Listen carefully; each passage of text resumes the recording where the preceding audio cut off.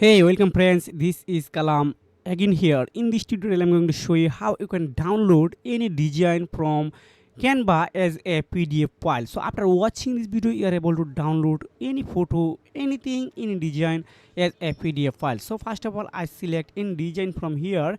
So this is my design example of.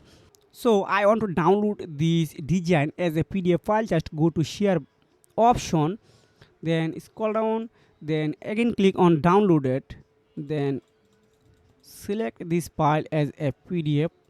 So here's the lots of option.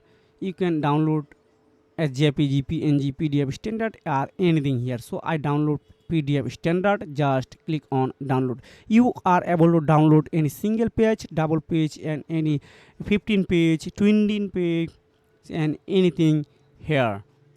So if you have found this video helpful for you, make sure like and subscribe the channel. See you again. Take care. Goodbye.